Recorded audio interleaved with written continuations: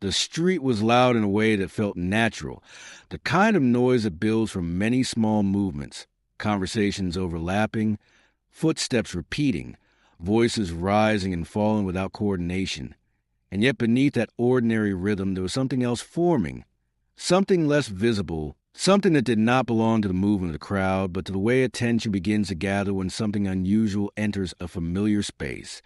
And that shift began subtly, almost unnoticed, as few people slowed, as glances lingered just slightly longer than they should, as a moment of curiosity stretched into something more focused. And at the center of it stood Friedrich Nietzsche, not elevated, not separated from the crowd, but entirely distinct from it, because he did not move with the same rhythm, did not align himself with the flow that carried everyone else forward, and that alone was enough to create tension, because crowds depend on shared direction, and anything that interrupts that direction becomes immediately visible, and visibility invites reaction, and reaction, especially in a crowd, rarely remains neutral for long. And at first the reactions were small, almost insignificant, a whisper here, a smirk there, a comment passed quietly from one person to another. But those small reactions began to accumulate. And accumulation is what transforms curiosity into judgment, and judgment into something stronger, something louder, something that demands expression. And before long, the whispers had turned into laughter, not coordinated, not organized, but spreading, uneven, unpredictable, and yet unmistakable, because laughter in a crowd does not require agreement. It requires only momentum, and momentum had begun to build. And Nietzsche stood within it, unmoved, his posture unchanged, his expression calm, as if the reaction surrounding him did not belong to him at all. And that alone intensified it. Because when a man does not react to judgment, he removes the satisfaction that judgment depends on. And without satisfaction, the crowd seeks escalation, and escalation always follows when the expected response does not appear. And one of the men stepped forward, his voice loud enough to cut through the noise, asking what Nietzsche thought he was doing standing there, speaking as if he understood something others did not, as if he had discovered some truth that the rest had somehow missed. And the question was not a question. It was an invitation for ridicule, and the crowd felt it, and the laughter grew sharper, more focused, more directed. And Nietzsche did not respond, not immediately, and that silence created something unexpected, because silence within noise does not disappear. It stands out. It draws attention. It disrupts rhythm. And when he finally spoke, his voice was not loud, but it did not need to be, because the moment had already shifted. And he said that it is always interesting how quickly people laugh at what they do not understand, as if laughter itself were a defense against the discomfort of thinking. And the words did not stop the laughter instantly, but they changed it, because they introduced something the crowd had not expected, reflection. And reflection is dangerous in a crowd, because it interrupts momentum, and momentum is what gives a crowd its power. The laughter did not disappear, but it changed, becoming uneven, uncertain, as if something within it had been interrupted. And that interruption was subtle, but enough to shift the energy of the crowd, because laughter that is no longer effortless begins to reveal itself. And when it reveals itself, it can be questioned, and questioning is what crowds avoid most, because crowds function on momentum, not reflection. And Nietzsche stood there, unchanged, not reacting, not pushing, not resisting, and that lack of reaction began to create tension, because the crowd had expected something else, expected engagement, expected conflict, expected resistance. And without those, the energy had nowhere to go, and so it turned inward, unevenly, unpredictably. And one of the men stepped forward again, more aggressively now, asking whether Nietzsche believed himself superior, whether he thought himself above everyone else. And the question carried accusation, but also something else, something less visible, something closer to discomfort. And Nietzsche answered calmly, saying that superiority is not the question, that the real question is why people feel threatened when someone refuses to think in the same way they do. And the words did not attack. They redirected. And that redirection created hesitation, because now the crowd was no longer reacting to him. It was being asked to look at itself. And that is the moment where momentum begins to collapse, because crowds cannot sustain themselves under reflection, and the laughter faded further, not completely, but enough to lose its force. And Nietzsche continued, saying that people often laugh not because something is funny, but because they do not know how else to respond. And that laughter becomes a shield, something that protects them from the discomfort of questioning their own beliefs. And the words settled unevenly, because not everyone heard them the same way, but enough did, enough to create a shift, and that shift spread quietly, and the crowd began to lose its cohesion.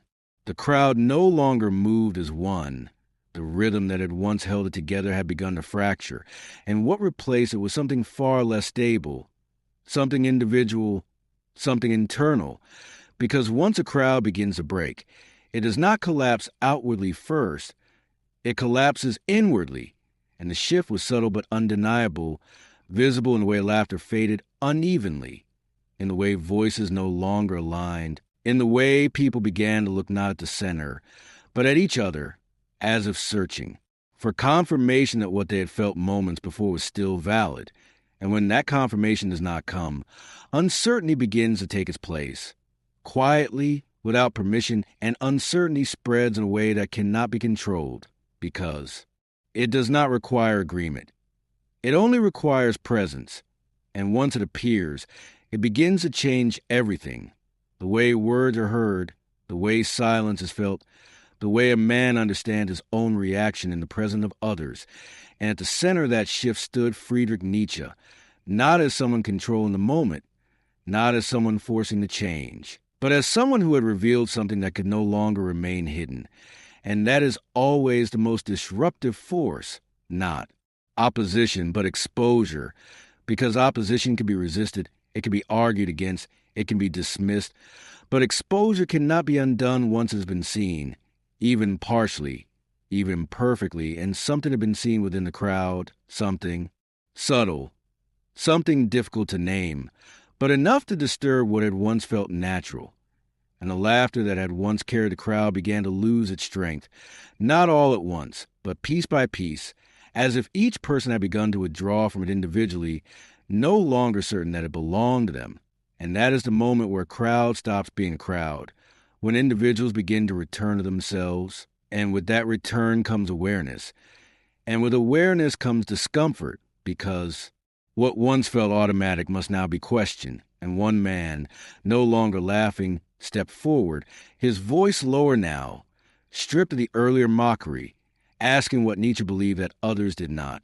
And the question carried something new, not challenge, not accusation, but uncertainty, and uncertainty opens space, and space allows thought, and thought interrupts momentum.